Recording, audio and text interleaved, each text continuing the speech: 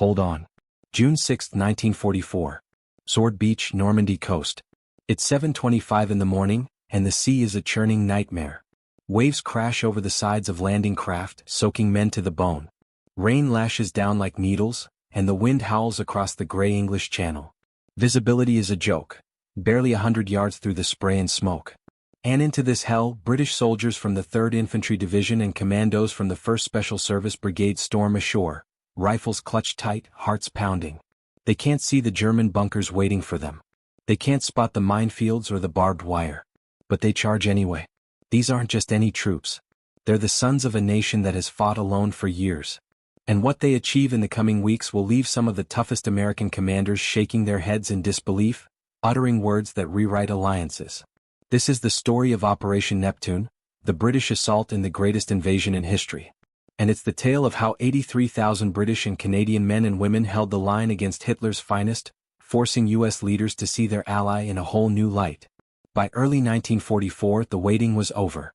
The United States and Britain were finally striking back at Nazi-occupied Europe. The American plan focused on Omaha and Utah beaches, but the British were tasked with something equally vital, and arguably more treacherous.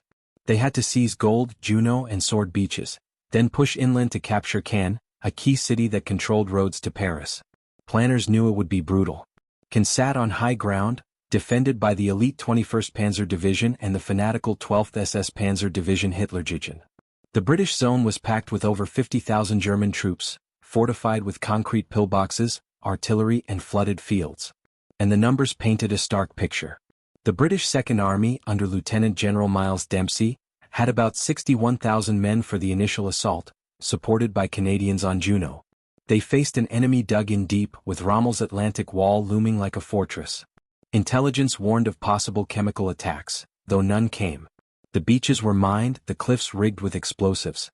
If the British faltered, the entire D-Day landing could collapse, exposing American flanks to counterattacks. Back at Supreme Headquarters in England, American generals like Dwight D. Eisenhower watched closely. Ike respected the British, but quiet doubts simmered. Britain's army had endured Dunkirk, North Africa, and Italy, but years of war had stretched them thin. Their equipment mixed cutting-edge like the Hobart's funnies, specialized tanks for crossing obstacles, with older gear. Could they crack Cannes' defenses fast enough to link up with U.S. forces? What unfolded over the next 77 days wouldn't just answer that, it would inspire a re-evaluation of what true grit looked like in modern war. Winston Churchill addressed Parliament on June 6, his voice steady amid the tension. He knew the stakes. Failure could prolong the war by years, costing millions more lives. The forces Britain committed were a testament to resilience. Dempsey's Second Army included the legendary 50th Northumbrian Division, veterans of El Alamein, and the 3rd Canadian Division, hardened by training. Leading the commandos was Lord Lovat, a Scottish aristocrat with a piper at his side. The 7th Armored Division, the Desert Rats, brought Cromwell tanks ready to rumble inland. On the American side, generals like Omar Bradley and George Patton observed from across the beaches. They had front-row views to the British push, and what they witnessed would echo in military doctrine for decades. In the hours before H hour, a moment captured the unbreakable spirit. On a rocking troopship off Sword Beach, Major John Howard of the Oxfordshire and Buckinghamshire Light Infantry briefed his glider-borne troops. They were to seize Pegasus Bridge in a daring night raid, the first Allied boots on French soil. Howard's words were simple: hold until relieved. It was a promise of precision amid chaos. As dawn broke, British soldiers scribbled final notes home, checked their Sten guns and whispered encouragements. Many had survived the Blitz or lost family to bombings. This wasn't just invasion, it was payback. For the young privates huddled in landing craft, it was the defining test. The assault erupted in fury at dawn. British destroyers pounded the coast, shells whistling overhead. Gliders soared silently, crashing near bridges as commandos poured out, capturing objectives in minutes. On the beaches, duplex drive tanks swam ashore, some sinking in swells but others providing cover. Infantry waded through chest-deep water, machine gun fire whipping the surf. Yet the British adapted. Engineers cleared paths with flail tanks blasting mines. By midday they'd linked beaches and pushed miles inland, farther than Americans at Omaha where tragedy unfolded.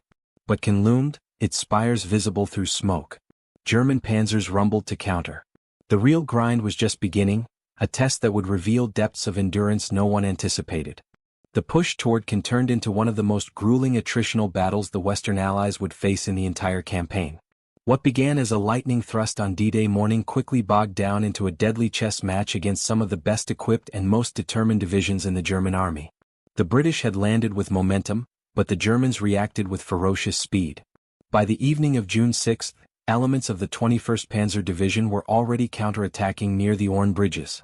Over the next days, the 12th SS Panzer Division Hitlerjugend, many of them teenagers indoctrinated since childhood, arrived and threw themselves into the fight with a fanaticism that stunned even veteran British troops.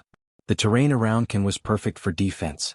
Bocage country, dense hedgerows, sunken lanes and tiny stone-walled fields, turned every field into a natural fortress. German machine gun nests and anti-tank guns could hide in perfect cover, while British and Canadian infantry had to cross open ground just to reach the next hedge.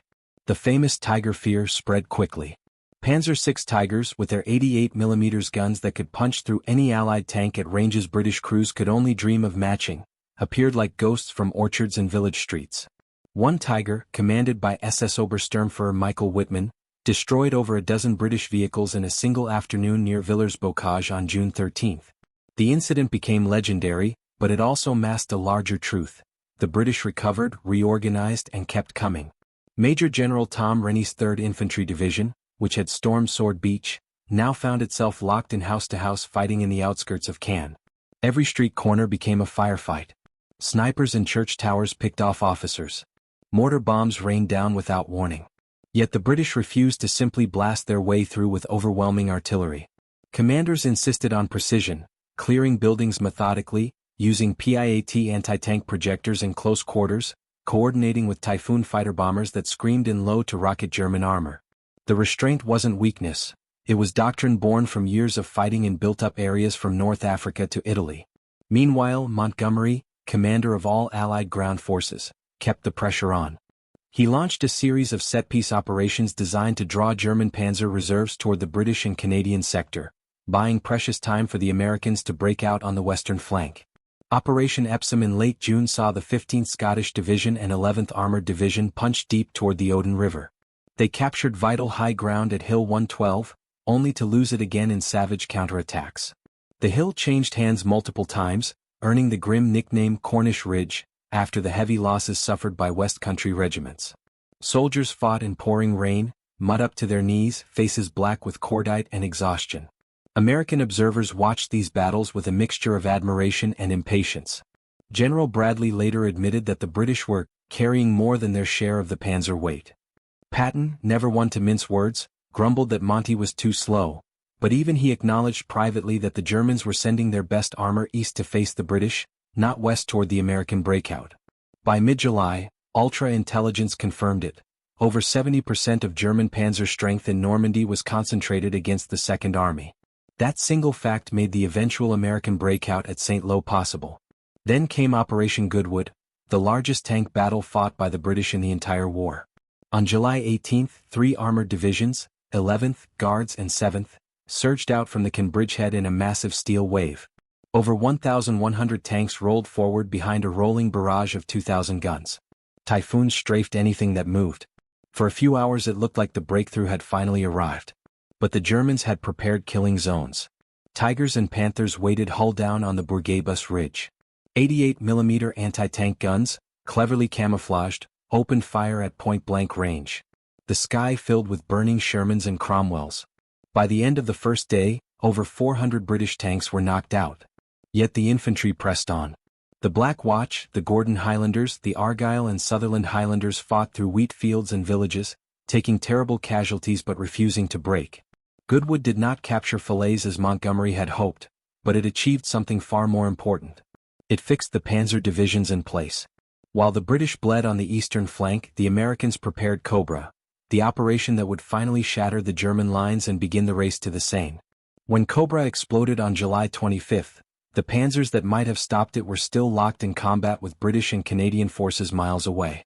Inside Cannes itself, the city had become a ruin. RAF heavy bombers had leveled much of it in early July to support Operation Charnwood. Civilians who remained lived in cellars amid rubble. When the 3rd Canadian Division and British troops finally fought their way into the northern districts on July 9 and 10, they found a shattered urban battlefield. House clearing was slow and deadly. German paratroopers and SS men fought from upper floors and sewers. Yet British soldiers showed the same discipline they had displayed on the beaches. They used small assault teams, covered by Bren gunners, to clear buildings floor by floor. They accepted surrenders when offered. They shared cigarettes and water with French civilians emerging from hiding. By July 20, Caen was finally in Allied hands, 6 weeks later than planned but secured. The cost had been staggering. The Second Army suffered over 40,000 casualties in the fight for the city and its approaches. Entire battalions were reduced to company strength. Yet the Germans had lost far more: irreplaceable panzers, experienced crews, and the strategic initiative. The city's fall opened the roads south and east, setting the stage for the Great Encirclement at Falaise. Across the channel, in war rooms and newspapers, the story began to shift. American correspondents who had once questioned British resolve now filed dispatches praising their tenacity. One U.S. Army staff officer wrote home, "They don't quit. They just keep coming, steady as a metronome even when everything is against them." Another senior American general, watching reports of Goodwood's losses, reportedly said, "If we had to take Caen the way they did, we'd have burned half of Normandy to do it." The British way, methodical, measured, and ruthlessly persistent, was proving its worth in the hardest school of all. The battle for Normandy was far from over. The breakout loomed. The trap at Falaise was closing. And the men who had stormed Sword Beach, held Pegasus Bridge, bled for Hill 112, and walked through the ruins of Caen were about to write one of the most dramatic chapters yet in the liberation of Europe. The trap was closing. By mid-August 1944, the German 7th Army and 5th Panzer Army were being squeezed into a shrinking pocket south of Caen, between the towns of Argentan and Falaise. What the Allies called the Falaise Pocket, the Germans would remember as the Kessel, the cauldron, of death. The British and Canadians formed the northern jaw of the trap, while Patton's 3rd Army raced up from the south to snap it shut. The Second Army's job was simple in concept, murderous in execution: keep advancing, keep the pressure on, prevent any large-scale German escape to the east. Montgomery ordered Operation Tractable, the final big push to seal the pocket. On August 14, under a sky thick with dust and smoke, Canadian and Polish armored units, supported by British infantry and Typhoon squadrons, drove hard toward Falaise. The roads were choked with burning vehicles, dead horses, and desperate German columns trying to break out. RAF and RCF bombers dropped a curtain of fire across the escape routes. British artillery, 25-pounders and medium guns, fired thousands of rounds in creeping barrages that walked right up to friendly lines. The noise was apocalyptic. Soldiers later said you could feel the ground trembling miles away. Inside the pocket, chaos reigned. German units were intermingled: regular Wehrmacht divisions, exhausted SS Panzer Grenadiers, paratroopers, Luftwaffe ground crews, even stragglers from the Atlantic Wall. They abandoned equipment by the thousands. Panthers with tracks blown off, half-tracks overturned in ditches, 88mm guns spiked and left behind. Yet many still fought with grim determination. Small groups of Tigers and Jag Panthers formed rearguards, firing until their ammunition was gone, then blowing up their own vehicles to deny them to the Allies. The gap between the Allied pincers narrowed to less than 10 miles, then 5, then barely 2. Thousands of Germans tried to slip through at night, crawling through orchards and wheat fields under constant harassing fire. British and Canadian troops watched the spectacle from ridges and village outskirts. They saw columns of prisoners, some marching in orderly ranks, others dazed and barefoot, streaming back toward the beaches. One young lieutenant from the Sherwood Rangers wrote in his diary, "It looked less like an army than a nation in flight." The scale of destruction was staggering. Allied intelligence later estimated that between 40,000 and 50,000 Germans were killed or captured in the pocket, with another 20,000 or more escaping in small groups. The road from Falaise to Argentan became known as the Corridor of Death, lined with wrecked armor, horse carcasses, and the blackened remains of men caught in the open by rockets and shells. When the pocket was finally declared closed on August 21, the Normandy campaign effectively ended. The German army in the west had been shattered. In just over 2 months, the Allies had broken out of the beachheads, destroyed the bulk of 2 field armies, and opened the road to Paris and beyond. British and Canadian forces had borne the brunt of the fighting against the panzer divisions for most of that time. They had lost over 83,000 men killed, wounded, or missing, numbers that rivaled the worst days of the First World War. Yet they had achieved what many had doubted was possible: They had ground forward, and they had drawn the teeth of Hitler's armored reserve so that the Americans could deliver the decisive blow. The reaction from across the Atlantic was immediate and profound. General Eisenhower, who had worried about cohesion between the Allied armies, later wrote that the British performance in Normandy was magnificent. Omar Bradley, whose troops had broken out at St. Lo, acknowledged openly that without the Second Army pinning down the panzers, Cobra might have been stopped cold. Even George Patton, who had chafed under Montgomery's cautious style, admitted in private correspondence that the British had taken more punishment than any army should have to take and still kept coming. At SHAF headquarters, staff officers began circulating after-action reports that studied British methods, particularly their use of combined arms, their patience in set-piece battles, and their ability to maintain discipline under prolonged strain. The images that reached the world told their own story. British soldiers handing out cigarettes to French civilians in the rubble of Cannes. Commandos marching through liberated villages with pipes playing. Tank crews brewing tea beside their Cromwells while German prisoners filed past. These were not the frenzied charges of legend, but something quieter and more enduring. The stubborn refusal to yield ground, the calm professionalism that turned attritional slaughter into strategic victory. Years later, when military historians debated who won Normandy, the answer was never simple. The Americans provided the speed and firepower for the breakout. The British and Canadians provided the anvil against which the German hammer was broken. Together they achieved what neither could have done alone.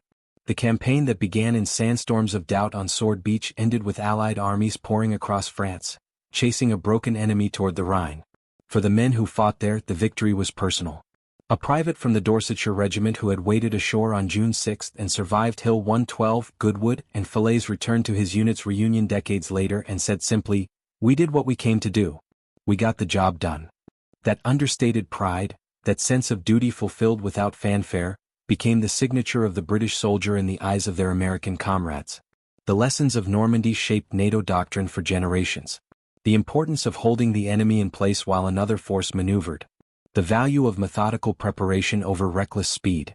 The necessity of treating captured ground not as a prize to be exploited, but as ground to be secured for the people who lived on it. Those principles, forged in the hedgerows and ruined streets of northern France, carried forward into every major Western campaign that followed. And so the story of the British in Normandy is not one of dramatic individual heroics alone, though there were plenty. It is the story of an army that had already bled for 4 long years, that came ashore on the 6th of June expecting the worst, and then simply refused to be beaten. They fought with precision, with patience, with a quiet ferocity that made even their closest allies look twice and say, "These are the men you want beside you when the line has to hold." That is the legacy of Sword, Gold, Juno, Ken Hill 112, Goodwood, and Falaise. Not glory shouted from rooftops, but a reputation earned in blood and mud and silence. A reputation that still echoes whenever soldiers talk about what it really means to stand fast.